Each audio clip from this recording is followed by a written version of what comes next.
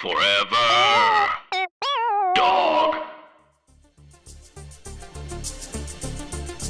Hello, and welcome to Outgrown, where we have guests on to discuss something from popular culture that they used to profoundly identify with and once thought would define them forever, eventually outgrew.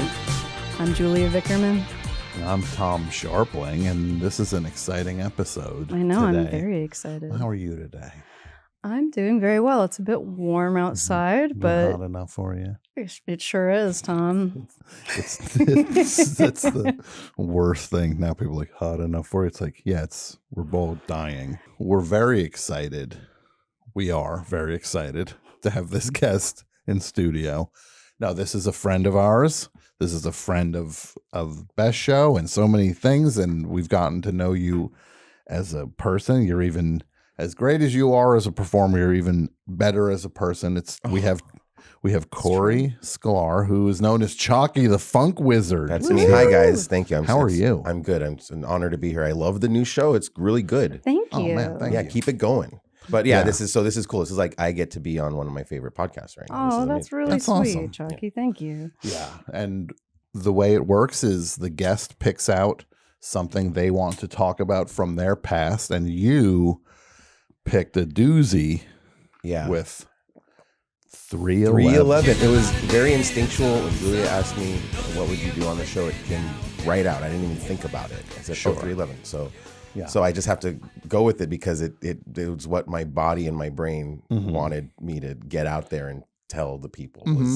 I was once very into 311. Sure. Now, for people who don't know or need a refresher, 311 is an American rock band from Omaha, Nebraska. Nebraska. Interesting. Yeah. Like Bright Eyes. Yeah, they were formed in 88, and they had a triple platinum album, their self-titled album. The blue one, the Alien album. What year was that?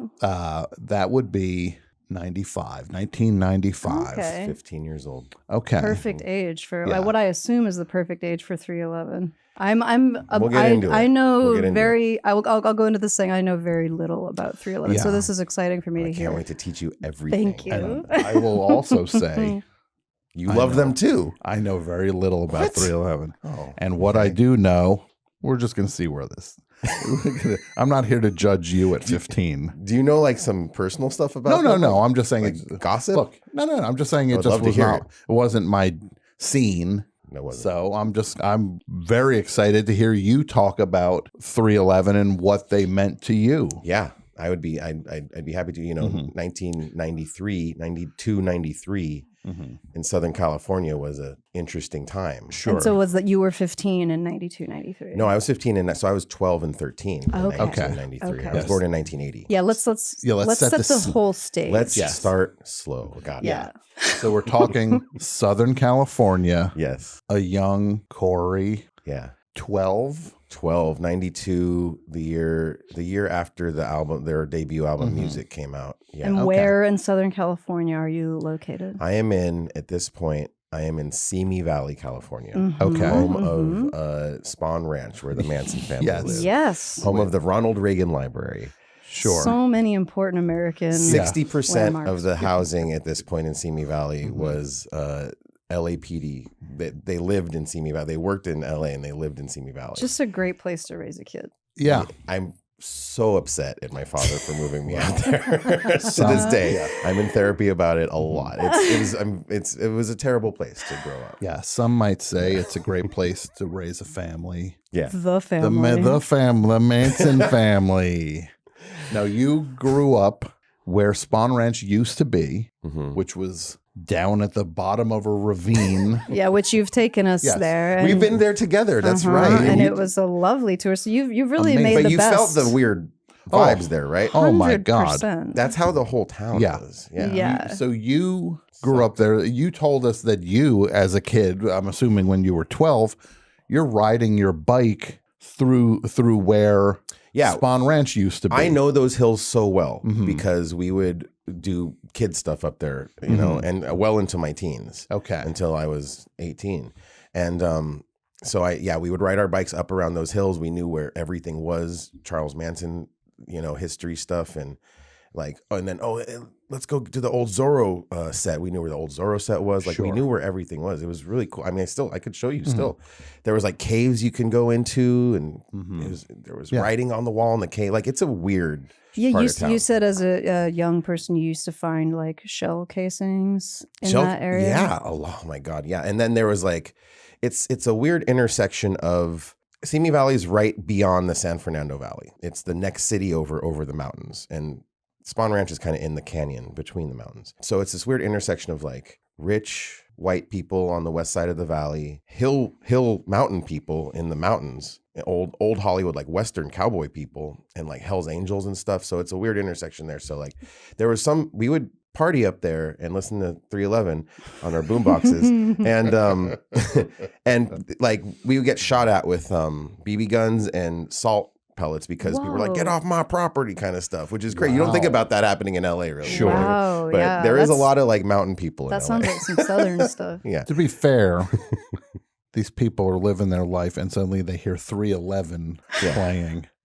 So they do the only thing they can do. Shoot at it. Shoot at whoever's doing We were also listening to Led Zeppelin and Sabbath, to be fair. Okay. Yeah. But a lot of stuff, and we'll get into that. Yeah. So at that point in your life, you're a kid. What music is in your life before you discover 311?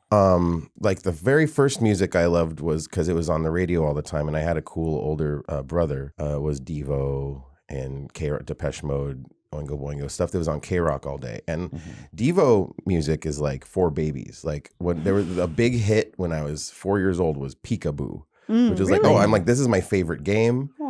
This music sounds like baby music, and they're still my favorite band to this day. So like stuff I got into really young. Yes. I never outgrew, which is funny, right? Yeah. Yes. I never knew you had a cool older brother. Yeah, we had good records in the house and cool people 10 years older than me. So that's a lot. So he's had a lot of time to discover cool shit. Yeah. And my dad is a musician. You have you had a cool father also. Well, that's arguable, but he was a musician. Well, he was involved in cool things. Stuff. Yeah, very cool stuff. Yeah. And like for example, your dad replaced Steve Winwood. Oh yeah. You knew that? Yeah. In the Spencer Davis group. Yeah, that's right.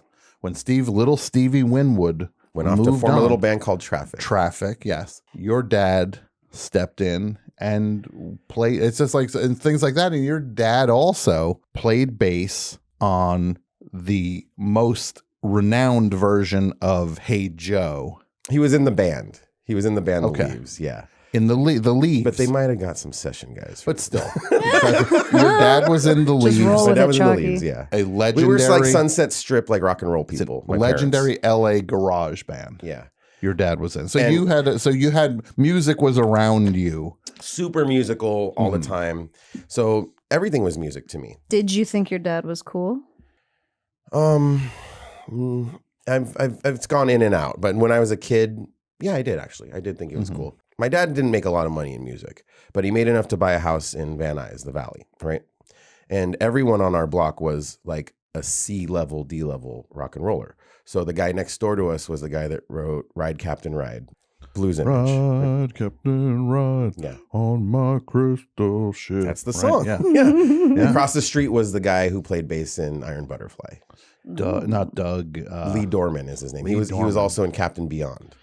Okay. And he was that guy. And so it was like guys that you didn't know by name, but they made a little money in the music business, enough to buy a house not in Laurel Canyon, but in Van Nuys, like the shitty part of the valley. Sure, right? So they could start a life. Shout out to Van Nuys. Yeah. And so it was a musical. So shout out to Van Nuys, the shitty part of the valley. I love Van Nuys. Van Nuys is very nice.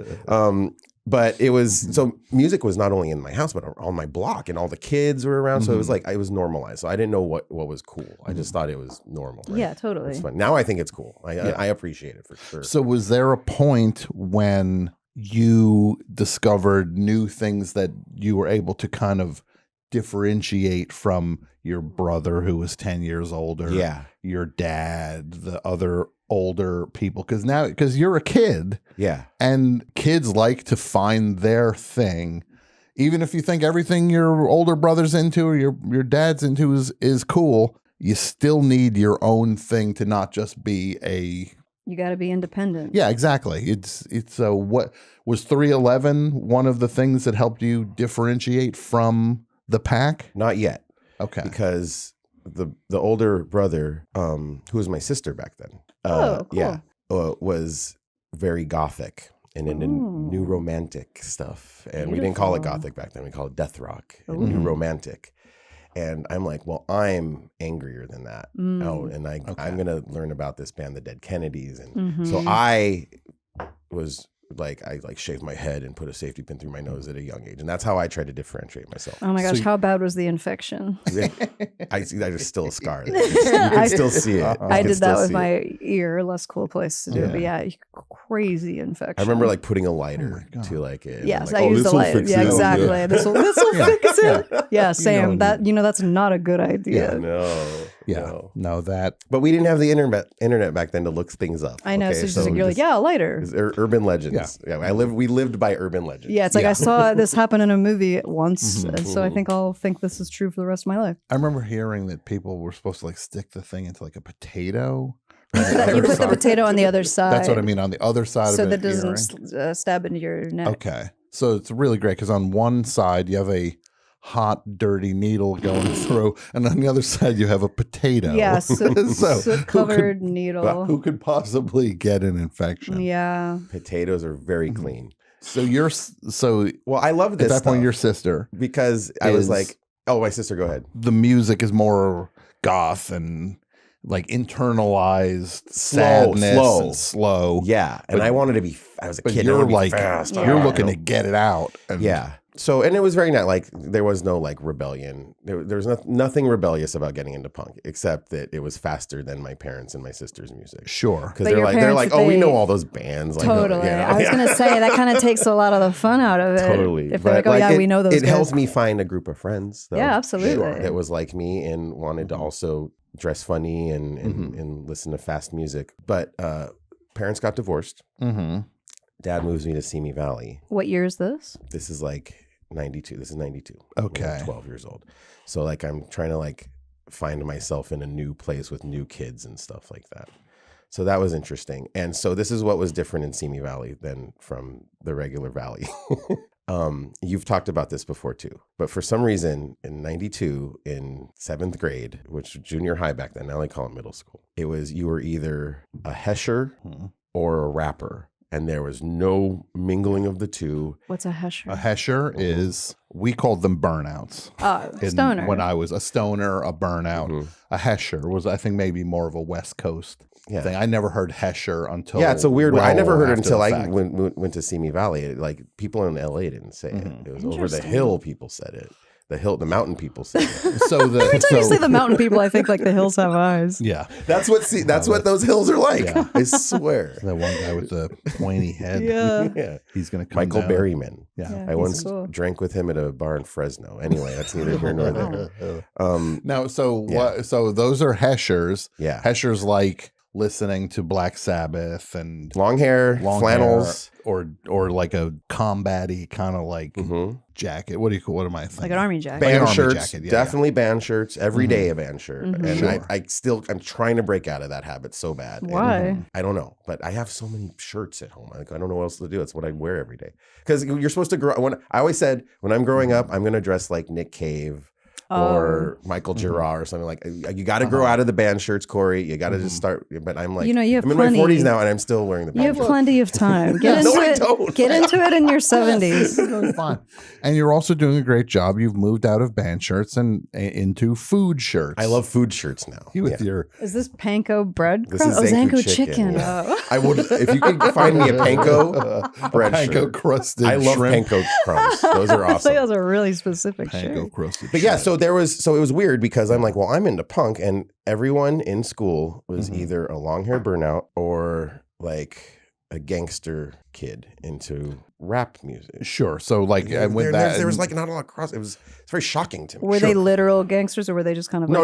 It was like, so this was what was going on in music was like grunge for white people and gangster rap for not white people. Sure. And it was a pretty exciting time for both. Yeah. Because especially West Coast hip hop, early 90s, that's when that's Dre was truly blowing up huge. now. Very cool. That's you're going from NWA into Cube was on MTV. Yeah. But I felt like I wasn't allowed to like it. It's so weird. Interesting. Yeah.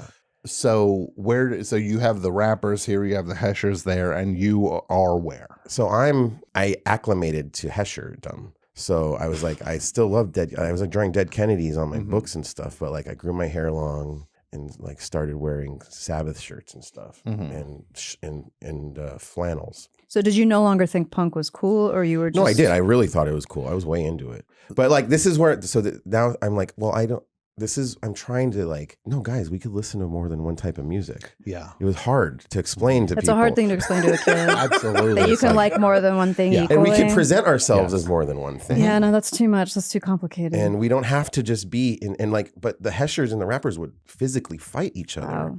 And I would get beat up. Really? Yeah. It's like quadrophenia. I know. What are we the talking? Like rockers. fights during school? Yeah, out of like school? as I was, and I was such a awkward kid. I like fat, crazy, thick hair, bad skin. I would wear kind of where I'm dressed now. I'm wearing shorts and a trench coat, like in the sun, and I looked funny. I was like a big and boots, like Of I course. don't know. Yeah, you gotta have your big boots. Yeah. And I looked crazy, and I like. There's not many pictures of me, but if I like find if a friend has a yearbook, and I look fucking crazy. Like you were you're asking for it? Is that what you're saying? Yeah.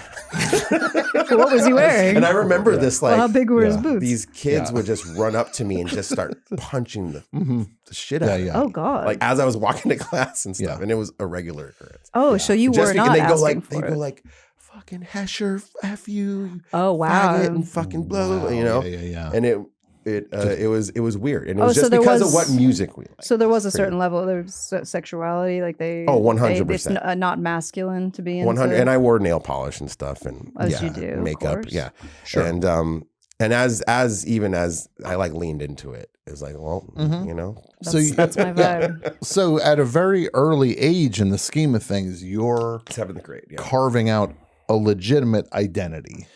Yeah.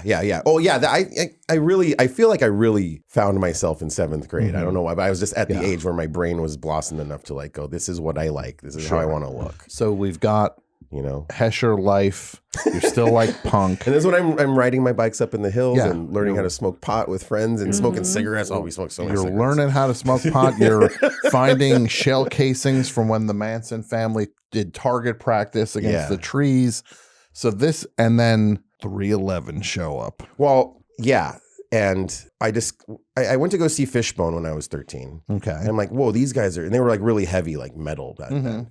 But I'm like, oh, and they're doing metal and ska and they're funky. That's crazy. And so I'm like, oh, you can meld genres and it's okay.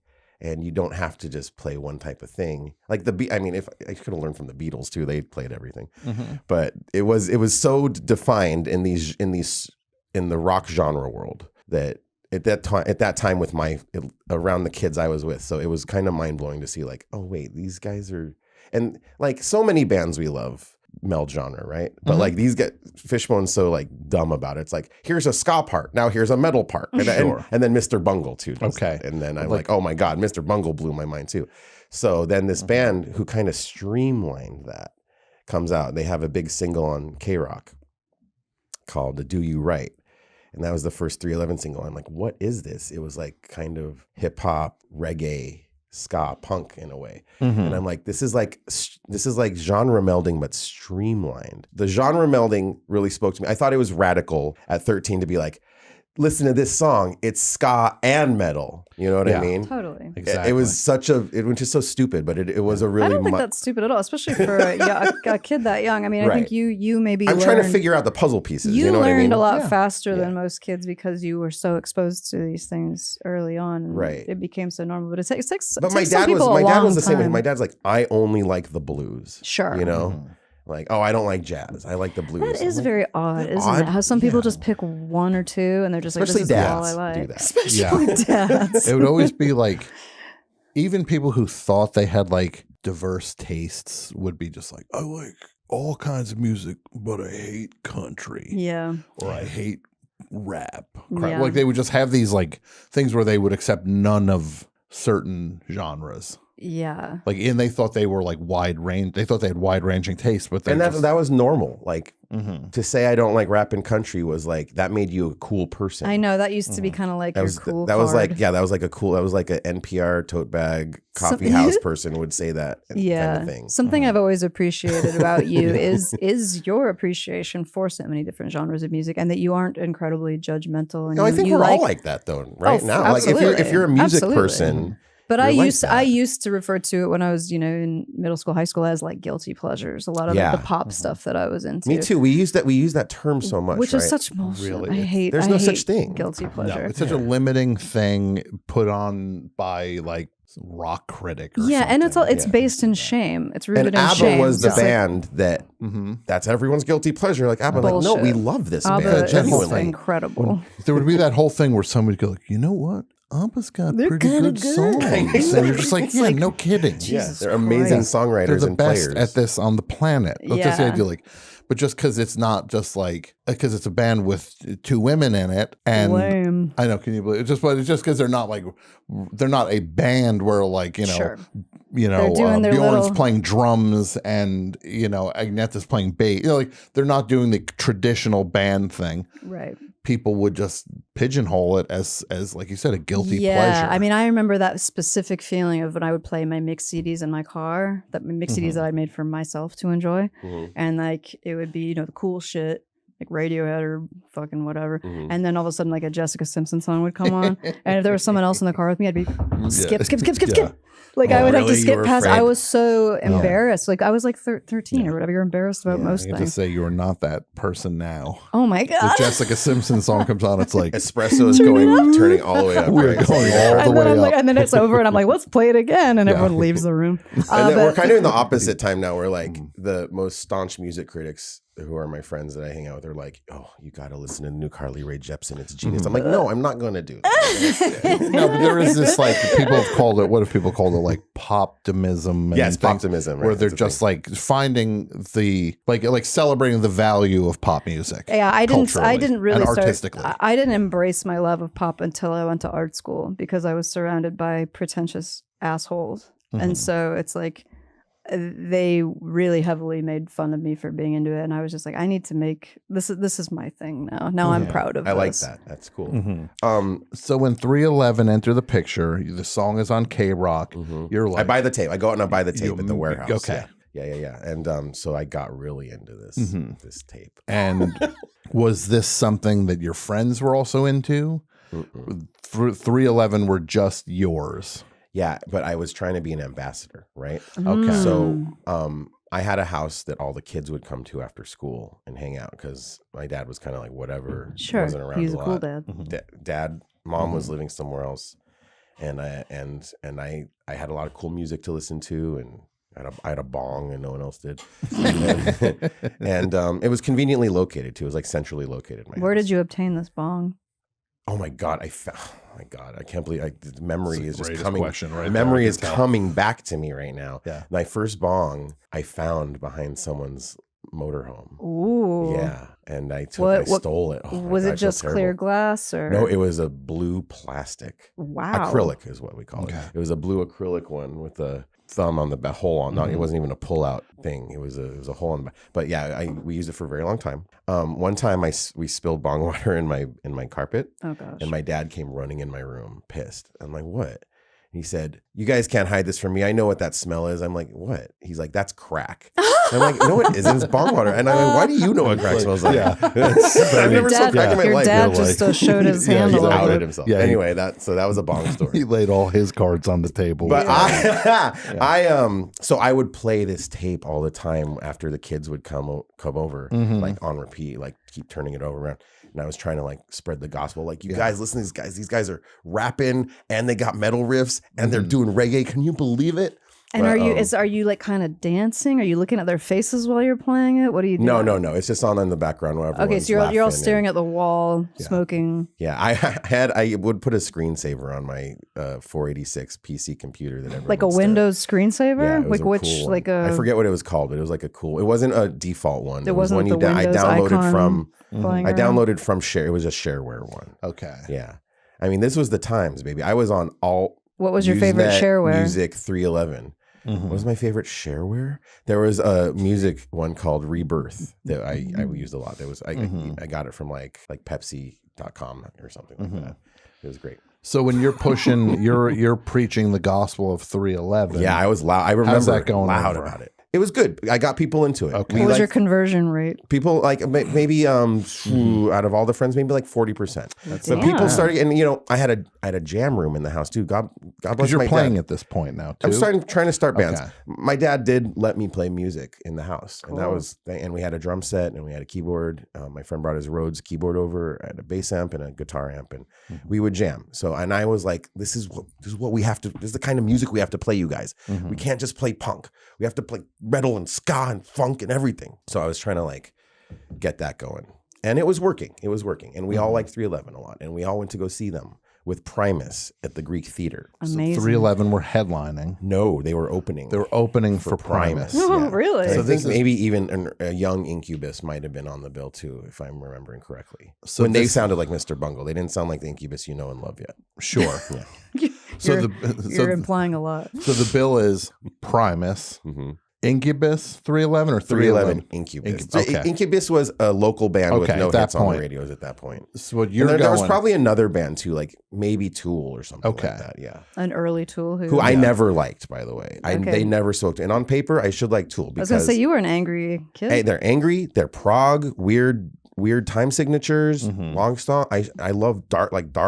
So on paper I should love them, but just thought it's Maynard was a douche. never have spoken to me. And they're from LA, which I love. Why? Interesting. Yeah. What is it about? I don't know. It's just like makes You didn't me like their feel little stop motion music nothing. videos? And I like the brothers Quay. They're amazing. Yeah. No, I don't like Tool. Never have. Wow. It does Yeah. not speak to me. Fascinating. Yeah. You know how it is, Tom. I do know how it is. Tool. But 311 spoke to me. Spoke to me. And a little more fun. Well, I was learning to play bass. And they had this bass player named Peanut who liked to slap his bass, and I like to slap my bass. And there was Flea and Peanut and Les Claypool maybe. So anyway, we saw them at the Greek Theater. And just so you know, it's not PEANUT. It's P-NUT. Oh, well, that's cute. Mhm. So how many members of 311 are there? Let me tell you. There's 4 of them. On drums, we have Chad Sexton, who's an incredible drummer. He's developed his own style of drumming, has his own snare drum and it was this very tight, like piccolo snare, like a marching band style sound. No other band had that at the time. I Trying like to that. convert you right now. I like that maybe kind of G11's drum. Special This is the Sauce had it. This is the conversion rap.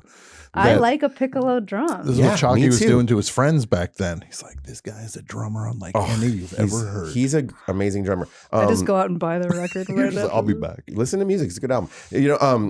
No Doubt was maybe the only other band at the time we were listening to that had that drum sound. Okay.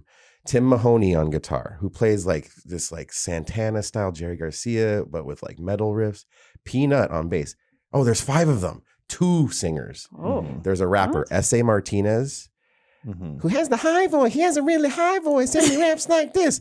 And then the beautiful singer, Nick Hexum, the lead singer. Yes. I don't know if you're familiar with Nick Hexum. Well, I know he does. That's him. But very handsome and looks on par with Brandon Boyd of Incubus. Oh, okay. Who's Interesting. another very handsome. He is very handsome. So you're at this. Where was this? The Greek. I believe it was the Greek. I think Okay. so. I think so. So now you're getting to see the band. We you- all the friends went together, and we had an older boy drive us. And by the way, I don't know, Who's this older boy? dude. We were hanging. There's so many older boys around us. It was so weird because I'm going to ask you to stop saying the phrase. I know it's so Older bizarre boy. to say older boy. It's like, respectfully. But they were giving us drugs, cigarettes, nothing sexual, Wow. Okay. Wait. So the drug thing's and driving interesting us to me. around. Sure. Because you always would see these, the Dare commercials or whatever, just and there's always like the older boy offering someone drugs, and you grew up, You're like, who the hell's See, now you're offering saying They were free giving drugs? us meth. Older boys gave us meth. It was so messed up. This is Older not gonna, mountain this is not going to boys. be Chalky Talks 311. This is going to be Chalky Talks Older, older Boys. And now we That's a mentioned- good name for a band, now by you- the way. The You Older just Boys. mentioned and the country one could be older mountain boys. You just said the older mountain boys would. So, But no, so like people giving away free drugs is very confusing to me as an adult. So Why? these- Because why? when I was 30, I wasn't hanging out with no 14-year-olds. Why the fuck would you ever want could to? you imagine? No, losers, right? And I thought they were. You would have cool to be back a then. loser No, because it's like- I thought I knew they were losers. I could tell they were losers back then. What was the end game with them offering free drugs? What do they want? Just your company? I think so. Because I never. weird. I mean, maybe it was never. It was never anything sexual. It was all like talking music and hanging out and. Maybe they're young at heart and they I miss don't know. being Simi younger. Valley was like no one lived there back then. I couldn't imagine being. You don't want to hang out with a 14-year-old? No, I don't. It's No. No, that would be it's so just to be like, boring. yeah, it'd be just Especially if they're high. Can you imagine how insufferable I was that would pretty be? funny and entertaining. I think maybe when I was. Well, high. you Maybe are. that's You're what it very was. charming. Yeah. You're Thank you. you're not like a normal But they person. were around all the time, and it was normal. Okay. And every day after school, they would come hang out at my house too. Like, and these dudes in their 20s and stuff. It was so weird. Were they Weren't even in stealing school. stuff? They would wait for us to get out of school. Do they drive you home from school? No. So they were just like, what took took the you bus. so long? Yeah, dude. One guy named where were you? Sean would be sitting on my stoop, Uh-huh. full mustache, smoking Oh my- Marlboro Reds. Yeah. Like, I would come home and I'm like, dude, what are you doing? Was He's he like, trying to- waiting for you guys. What? Are you sure you didn't black something out? Like, Yeah. Oh no, Like a- yeah, I'm sure. okay. I'm sure. Positive. Sure. oh, was he trying to be like your mentor? No, this guy Okay. was a dork, loser. So loser. they Well, were hopefully just. Sean's not listening. But I had like a cool stereo. I had instruments to play. You know, What is that? Yeah. I had like a place to jam. Oh, like I thought you instruments. said instruments to play. No for some instruments to reason. play. Yeah. Yes. Like a guitar. Like he probably didn't own a guitar or something. But So he's looking for. it was enticing. My place. He's looking for a certain spirit to keep living a certain way of things and hanging out a certain way, and he's watching all his actual like age appropriate peers get jobs, That's enter, wow, get yeah. relationships. Yeah, he They're was- falling away. He was You're the probably only lonely. option. You kids Yeah. are the only option. He's still living with his folks. That's what I mean. He's still Yeah. hanging out. He just wants to hang out. Yeah, he's probably just lonely. And then Yeah. that's when you said lonely. That's exactly what it is. It's Oy just vey, like yeah. they're That's just so looking sad. For, they're Oh. looking for some like-minded pals. And we needed to ride places. Yeah. We needed someone to buy us beer. yeah. You know, so it worked out, I guess, but still not right. It's a It's still- mutually but beneficial relationship. Not that guy, but another older boy. I'll say it again. Drove us to the Greek Theater to see this concert. So, so I know there was no parents. Yeah. It was awesome. That's pretty wild. It was Yeah, awesome. that's And we a- all went. We all more and more of a partied. rarity these Yeah. days, I suppose. Yeah. So you're at the everybody's into it now. Mhm. How is it influencing things? What did your dad and older sibling think of 311? I don't know, but I would like try to play Mm-hmm. my dad, like get his approval for them. I remember, and I thought it was really cool, and he probably was like, yeah, it's okay. Yeah. That's generous, though. He loved my dad loved the Chili Peppers at the time, which Oh, is so interesting. weird. Yeah, everyone loved the Chili Peppers. Well, That's why In it's like why it's California. in the DNA around here now. It's like Yeah. they really inserted themselves. Yeah, I was pretty shocked moving to California how Oh, into the worst. Red Hot Chili Peppers. Well, everyone was. Sublime was also really big at this time too. They were around. They were alive. They just Yeah. released 40 Ounce to Freedom, and I loved them too. Yeah, I But mean, I'd come from Minneapolis. I haven't and I was outgrown into Sublime, though. Prince, so Yeah, Oh, you're yeah. from Minneapolis. that made a little more sense to me, though. Yeah, you've got Prince. I had You had a million The Boss. I had- fans. Bruce Springsteen and Bon Jovi and all that stuff in New Jersey. The Feelies, Yola Tango, the Misfits. You've got Sublime. No doubt. No doubt. Fishbone. Fishbone. No, but it's a Oingo Boingo. It was its own It's an universe. energy, right? It's its own energy. And now you yeah. guys live here. You kind of get what that energy You see, is. Totally. Yeah. being here now, I see how those bands would form and thrive. 100%. People here do not understand Billy Joel at all because I think you have to be from a certain kind of place with a certain kind of climate to get Billy Joel. Mhm. Yeah. And Not I this think guy. people, well, not you, You'll but, never but you get understand. it. You get Billy Joel. Oh, I get it. We don't More than understand. anybody Like will it's ever get it. confounding I to us actively here. Reject it. Yeah, it's confound. We don't understand. Billy Joel's like a foreign language to us here. Sure, But it's like some New York yeah, Grateful Dead, Sublime, that is Yeah. the same kind of music to us. You know what I Yeah. mean? It's like Sunshine, Daydream. Well, I guess it's like how much weed are you surrounded And by? it's funny because all those guys are on heroin, Sublime and the Grateful Dead. Mm. We were just smoking weed. But So were you looking for the approval of your dad with this stuff? yeah, all the time with music. All the time with music. But I see now that they were maybe a little milquetoast for him and they weren't funky enough for him. Where like the Chili Peppers are like back then they were like super funky. It wasn't enough of a crack vibe. Yeah, exactly. Yeah, Anthony Quito is very cracky. Well, they were like players. The three Yeah, instrumentalists in the Red Hot Chili Peppers were like they were legit. they were the real deal rockers, and Yeah, 311 are more like I guess kind of pretty boys in a way. Even though there's only one pretty boy, but they were just they're from Nebraska. They don't have the that's same interesting. energy. Yeah, it is interesting. Nebraska. They came out to LA very quick and became LA people very quickly. And I think of them as a LA band, but they're really Omaha styley, baby. Until I saw they were from Omaha, I would have assumed they were a West Coast band. I thought they were a West Coast band as well. What other bands are from Nebraska? Bright Eyes. Yeah, all the Faint, all that Saddle Creek stuff is from Nebraska. The Cursive. Mm-hmm. And what's Jenny Lewis's band? Rilo Kiley. Okay. Yeah, all that stuff. Mm-hmm. Yeah. So it was much more of an indie scene. Yeah, there's not a lot of rap metal. Not a lot of funk going on in the Omaha scene. I mean, there probably is that we don't know about. But in terms of course. who was considered an export, Yeah. and who was a national act, it was a lot of indie stuff coming out of there. Not so they went to where they belonged. Yeah. All right. So you went and saw the show. So I'm fully in. fully in. I bought a shirt. I'm wearing the shirt all the time. I like people. Do you still have a shirt? No, I wish I did. People identified me as like the guy that likes 311 at school. Oh, You know, I had a wow. wallet chain. I still was rocking a mohawk and long hair mohawk. I'd shave my head. But So would somebody literally go like, "Hey, 311," yeah, like they would call you 311? yeah. They called me White Snake because I had a White Snake. Really? shirt I They used to called every you day. White Snake? That's a cool name. Yeah. It was a great shirt. Yeah. So like it did become for a summer or two there. It was my identity. This band. That's very cool. Yeah. Is it? All right. What is- yeah, we're just gonna say yes. All right. So what is the most extreme fandom you had for 311, So and how did you express it? they dropped their second album. It's called Grassroots. My musical taste is evolving at this time. It's been maybe a year.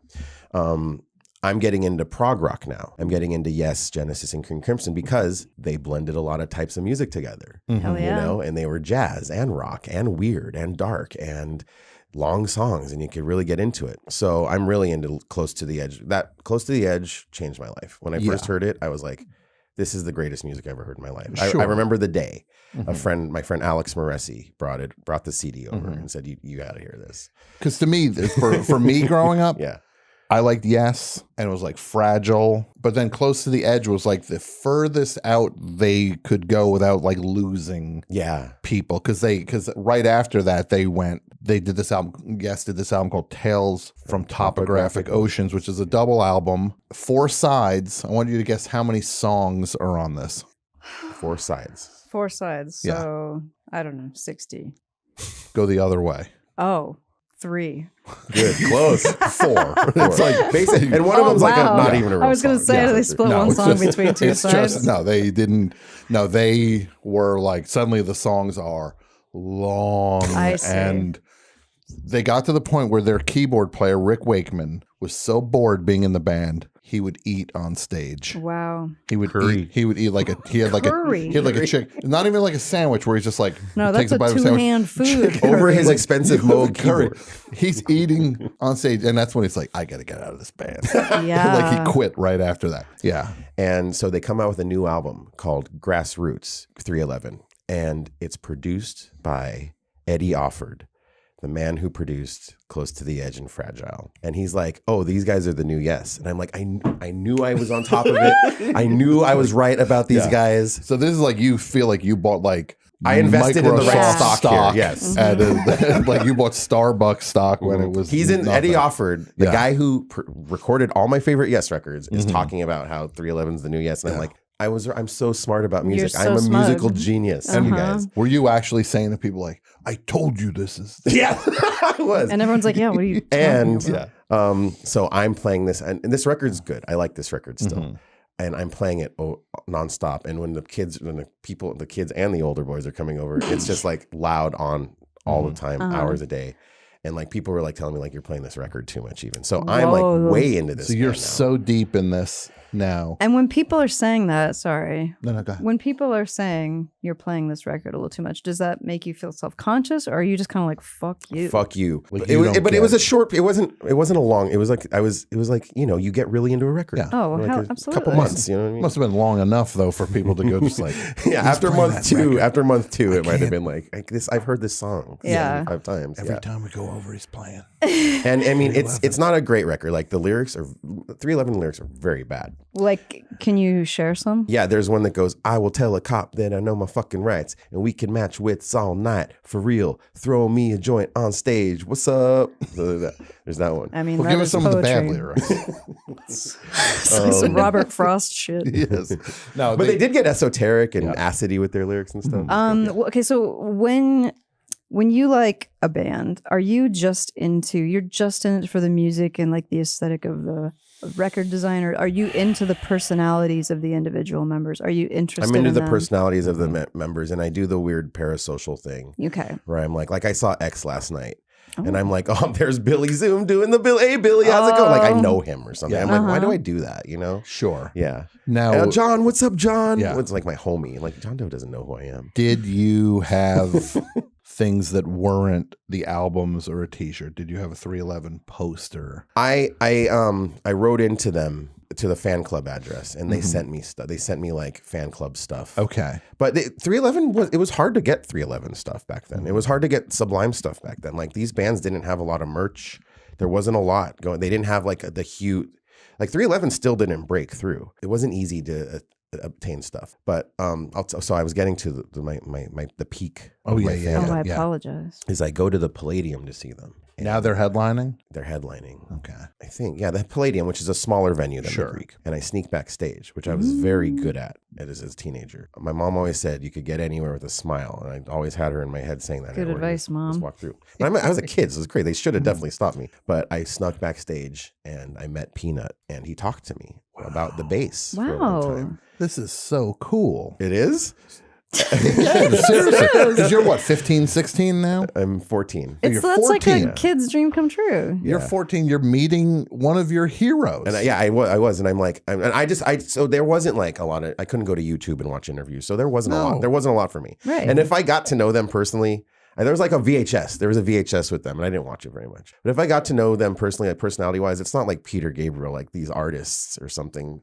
It's like I probably would have liked them less, Yeah. to be real. The fact that they were mysterious and they didn't have pictures of themselves on their records made it better I for me. think You know what I that mean? makes Yeah, sense. not that- Absolutely. Not that it was just a band of like major characters. Well, then you can like project And they had anything funny you want names. onto them. Yeah, and definitely that's what 311 was, because they weren't successful. They were on a little label called Capricorn, and there wasn't a lot of press material. There wasn't a lot of stuff. I think I read the Eddie Offord thing in like Guitar Player magazine or something like that, which I subscribed to. So there wasn't. I didn't have a lot of stuff, Tom. I just had my brain in my records. But yeah, that was the height of the fandom, was when I met Peanut backstage at the Palladium. And so he was kind to you. Super awesome. That's Yeah. amazing. He was very good. And we just talked about bass. It was like the most innocent That's very cool. kid stuff. And I'm like, how do you do that? And he's like, oh, just keep practicing, dude. And I said, okay. And I loved the show Oh so my much. God. I had the biggest smile on my face. You know? Yeah. Well, That's so even right cool. now you do. I remember If it's you all should, coming back. This is an amazing moment. Yeah. Yeah. And that record really, it was like they put everything into it. That's their best record when it comes to like genre melding. They're like, we're gonna put all the metal, all the reggae, all the jazz, and they did it. They did a good job. The help of Eddie Offord. Okay. So yeah, That's exciting. that was the peak. And then what happens after the peak? Yes, just like when you. The falling action. Yeah. So when does the 311 fandom start to diminish? I am still all in. I think they got signed to Interscope or something, and they dropped this new record, the third record, the self-titled one, the blue one, the Alien album, and they dropped their new single. And I remember MTV world premiere. Down. You know this song. It is not a thing. And I'm watching it and I'm like, what is this? Oh, wow. So that's not like their normal music.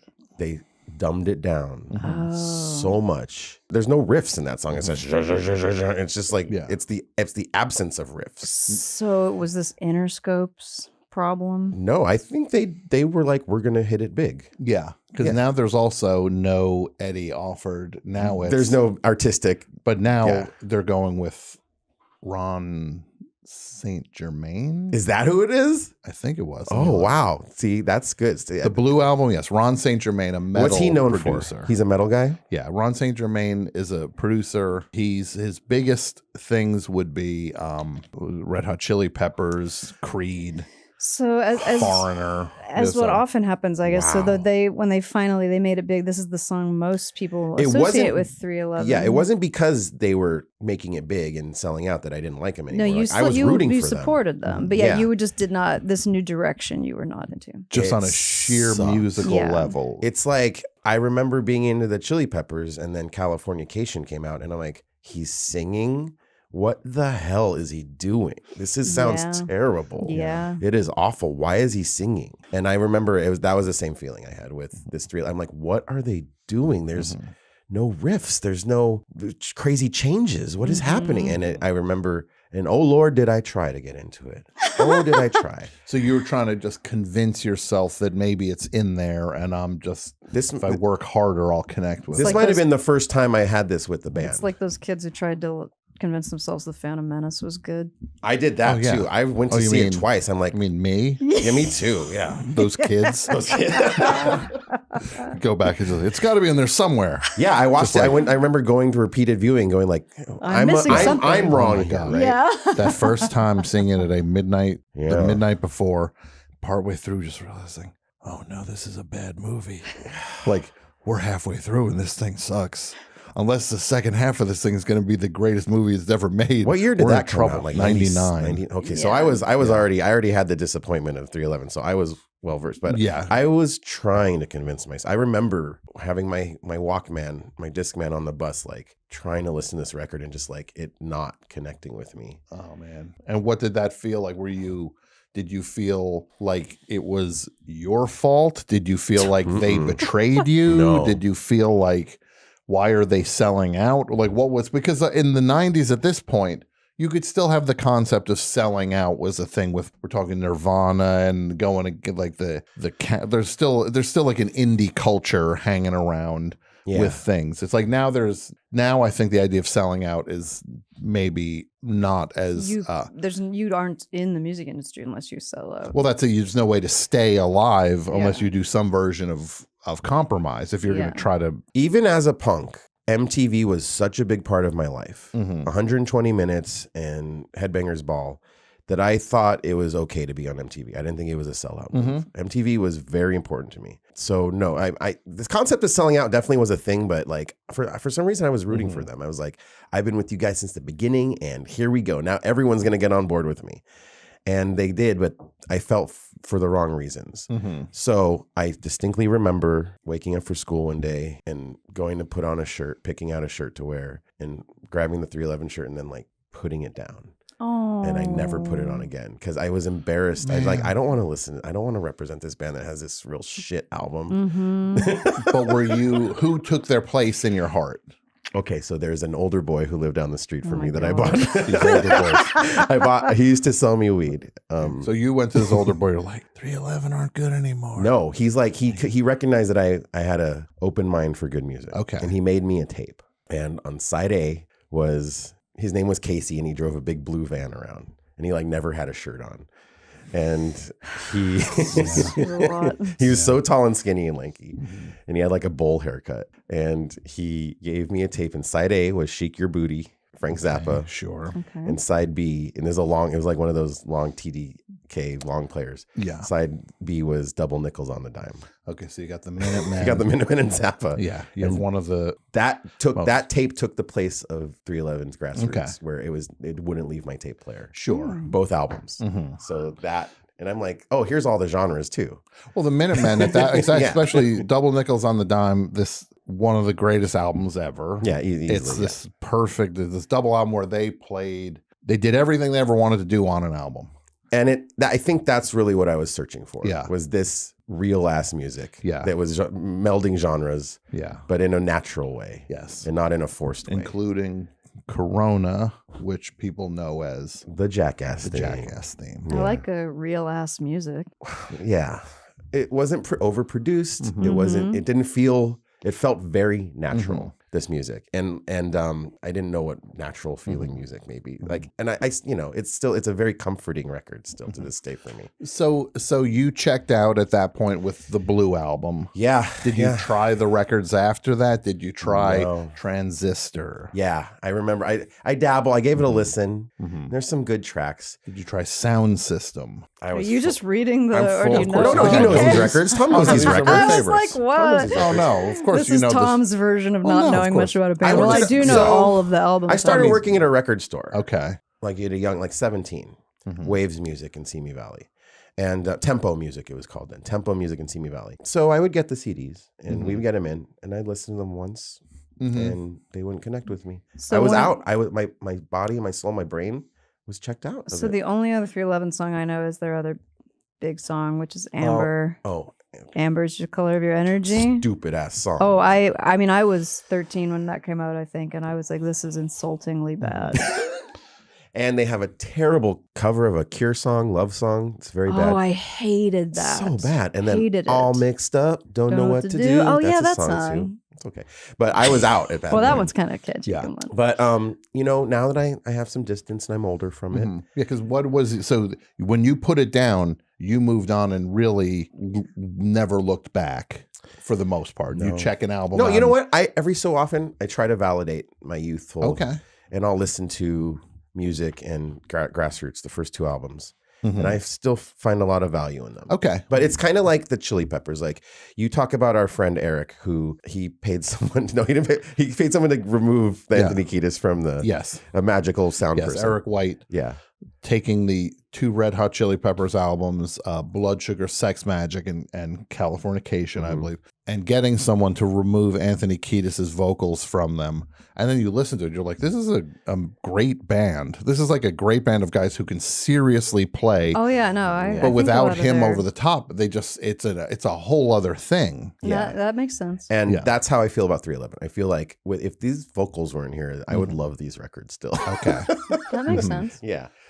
So I'll go back and revisit them a while and try to validate, but I've never been back on the boat. I've never and it's so weird because this, I guess that what the thesis of this show is, the podcast, not this episode, but it's just so weird to be so connected to something. And then I just feel nothing now. Nothing for it at Isn't all. that you know? odd? Yeah, it is odd. But if I saw Nick Hexum right now, I'd be like, dude, thanks for the music. Oh, So, but the thing, that's truly beautiful because 311 did take you to the next place. It really did, yeah. Like you It would got not. me to yes in King Crimson. Yeah. You would not have been you if 311 didn't take you from that whole Hesher scene and to find this diverse, multi-genre band that spoke to you. They took you to the next. They were a bridge to the next. I thing. do appreciate it. Yeah, and they were, and I wish them all the success in the world. I know Nick Hexum is now. He has a lot of young fans because he makes these albums with a vapor, He's an older boy. a vapor. so He's of old. course he has. He makes records with a vaporwave guy, okay. George Clanton, who's big with the kids, and so he's having a kind of a second. Very And then they cool. have the cruise. Like if someone invited me to the 311 cruise, I would be there in a hot second. If I got free I'd go tickets to that. And there was a not? story Have where fun, guys. where Peanut I'll watch you. I'll watch the dogs while be- you, while you'll you be two are waving on the from the boat. shore. Peanut got in a physical fight with Scott Stapp. And I don't know if you remember this Oh. happening, and that was a big in the rock What were world they news. fighting about, Mr. Scott Stapp was drunk in a hotel, and they were both staying in the That hotel. doesn't sound like him. And they were both in a bar, and he started saying Creed's better than 311, and they got in a physical fight. that. Yeah, and Them's fighting words. to get the security footage of that night, I would pay my life Could savings. you imagine? Yeah. Do you know, Chalky, the connection this neighborhood has to 311? I don't. Can you please tell This me? neighborhood we're in right now, Yes. North Hollywood. They own a recording studio called The Hive. Oh, I've heard about 311 have a studio in North Hollywood that they've had. They purchased it in it's the 1995 they purchased the studio. It's still a studio in this neighborhood. It is on Cahuenga. Brett, do you know anyone that works at the Hive? Can you get me in there? Thank you. 5500 Cahuenga Boulevard. Let's go right now. Owned and run by 311. Holy Wow. crap. I wonder if I could record a track there or something. I don't have that kind of money, but Well, you know the bass player. Oh yeah, do you remember me? Peanut. Yeah. Remember me?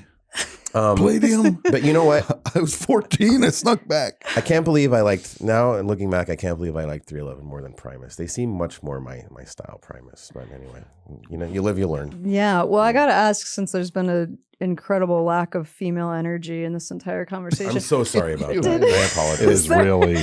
What, did you like any female vocalists, female groups? Oh yeah, of course. Susie and the Banshees, Bjork, Sugar Cubes. Oh, Bjork. okay, cool. I mean, I know you do now, obviously. Yeah. But there wasn't a lot. I loved Daisy Chainsaw. Was a band I loved. Oh my god. What about No Doubt? What did they mean to you at that point? Yeah, I was like, I felt like I was maybe a little too. I would go to the older boys' house, but not the bad drug older boys, like the cool older boys that were in bands, like in band class and stuff. And they would have pool parties, and they listened to the No Doubt Red album, and they would all dance to it.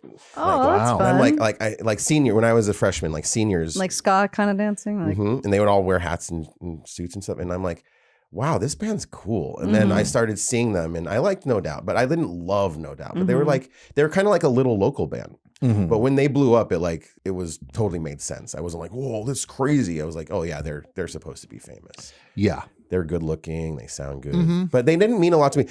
Tell me if this, I don't mean to make this go too long, but tell me if this is true for you guys. Like when stuff is popular at the time, my brain kind of shuts it off. Not you. You're actually pretty open to it. I get into stuff later, and I'm like, oh, I should have paid attention. So like, I hated Oasis and Weezer when they came out. I thought they were nerds.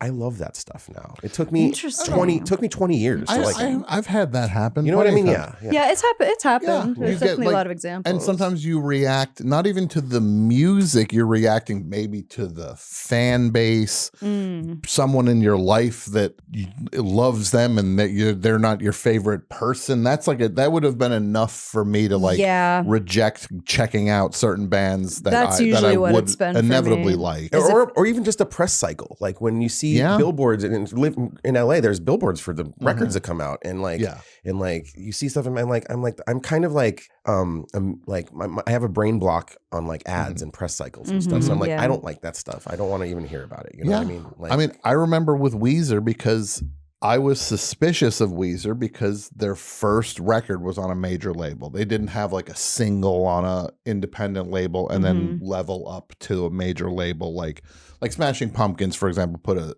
single out on a very small label.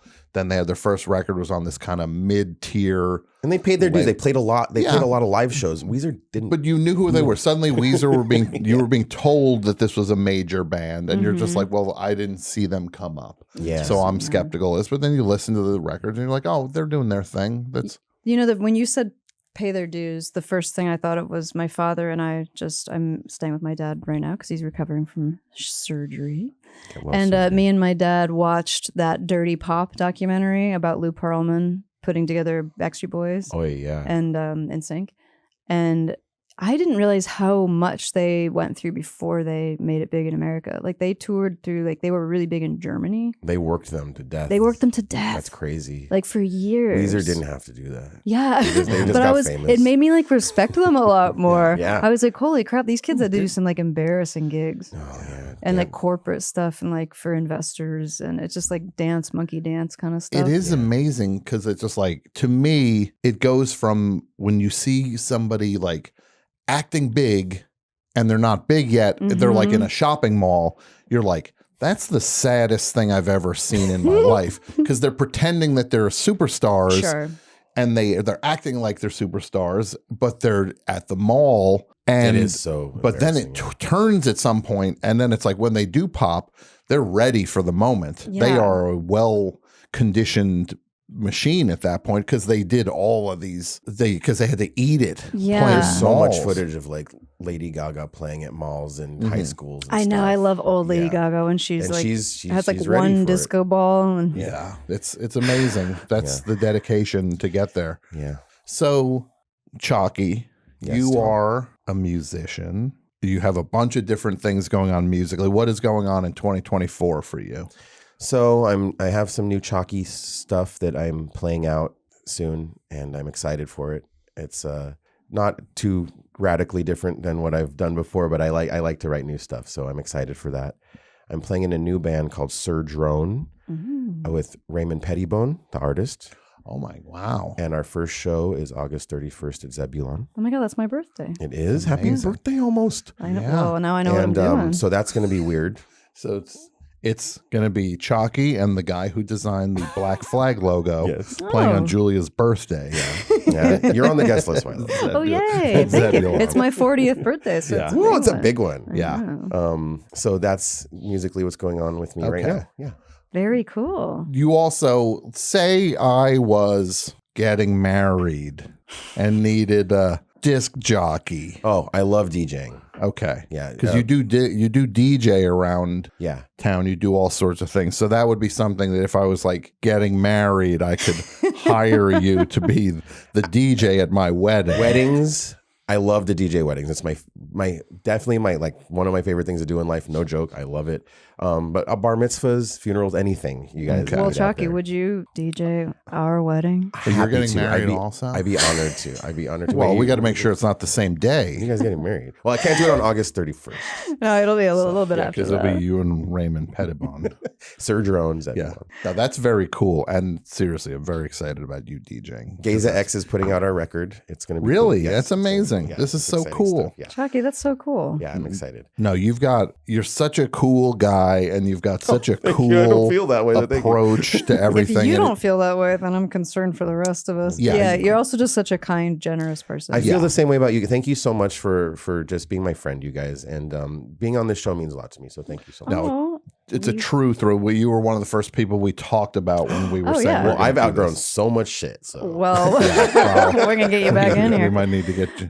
I know we'll get you back in here to talk this is about enough. Though. Disneyland. This was like a therapy session. I can't believe I unpacked so much of this. The older kids that would give me drugs. Is it my dad leaving me alone with Don't boys? call that them come- the older kids. So many older boys. And They're like the older and boys. even like the lack of female energy is like I didn't have any of that. Back Isn't that then. wild? Now Wait, when- I'm okay. realizing it. Wait, when so you didn't have girlfriends, female friends? It was few and scattered. They just It didn't was- get 311, I guess. Maybe that harder helped to me. Maybe that convert. helped me get a girlfriend. Is 311 actually. Really? I 'Cause mean, it wasn't. They're not heavy music. you I think know? girls liked 311. Oh, They yeah. were like sexy. Yeah. Well, I remember my friend Dave Windorf from Monster Magnet when we were Huge talking about fan, music. yeah. He was just like, I was into punk, and then hardcore rolled around, and I'm just like, there's no girls at this. It's all dudes. Why would I be into Why that? would I be He into was just like immediately. He's like, yeah, there's some stuff with the music I like, but he's like, it's all guys here. I don't Yeah. want to be at a show with 100% guys. I hear that from so many old punks, like OG Yeah. punks. They're like, yeah, as hardcore came around, I'm like, I'm out of here. Yeah, they Yeah. gotta You know go what to I mean? Ariana Grande concert. punk. It wasn't. There's nothing gay about it. There's nothing. You know. There's nothing. There's the energy was just all. Yes. I mean, LA punk had a very diverse group of people brought that scene to life, gender wise, sexuality wise, every Yeah. identity wise. And then hardcore was just this thing that just like knocked any of the uniqueness out of the picture. All the I went, and it's uteruses still like fly that. I went to out. that big punk festival in Pomona a couple months ago, the No Values Festival, the Misfits play, and it was 2 bands. It was out of 50 bands, there was 2 women on stage. It was like Woodstock 99. Yeah, I totally. And it would happen. It just happened, and the energy was kind of a bummer 2024. because it was just so straight male, and it was like this is. I mean, that's how Woodstock 99 happens. yeah, That's exactly. all that rage. Yeah. And then a couple bubbling weeks up. later, I went to Mosswood Meltdown, where it was like Red Cross and Big Frida and a Beautiful. drag Oh, cool. contest. I'm like, John oh, this is so Waters. gay. John Waters. I'm like, this is so gay. It's so much better. Yeah. You know what I mean? That's so cool. Yeah. Wait, okay. I know we're wrapping it up, but Yeah, you wrap keep it up. saying you love, genre mashups. How Yeah. did you feel about new metal? Wasn't a big new metal guy. I was going to think say you Korn- seem like you would have hated it, but now do you appreciate it? I think Limp Bizkit is funky and has good riffs Mm-hmm. to this day. I just watched their whole concert they did the other day. on like YouTube, and I'm like, damn, they sound fucking good. I gotta say, I listened to a lot of Limp Bizkit. Yeah, at the they're gym. good. Korn sucks. Oh my gosh, well I gotta I go. don't like Korn. I don't like. This is so controversial. I don't like Deftones. I don't like new metal. I didn't like it. I don't like it. I'm just interested. Mudvayne, not my thing. Wait, you wrap Mudvayne up into? I guess I kind of. Mudvayne's I definitely I wrapped them into like Slipknot and all that shit. Really? Yeah. I didn't like Slipknot. But I remember when Korn came out, like the day the album came out, everyone was so into it, and I'm like, I don't like this. I don't like the way this. I don't like the way this bass player sounds. I don't like those vocals. I like when he goes wop, wop, wop, wop, wop, wop. I like that. And that was the day you became an older boy. That was perfect. That was the day. No, Corey, Sklar, Chaki the Funk Wizard. Thank you so much for doing this. Thank you guys for having me. This was so fun, and I really appreciate you guys. No, we love you, and we will talk about that in future. All right. Thanks, Bye, everybody. everyone. Bye.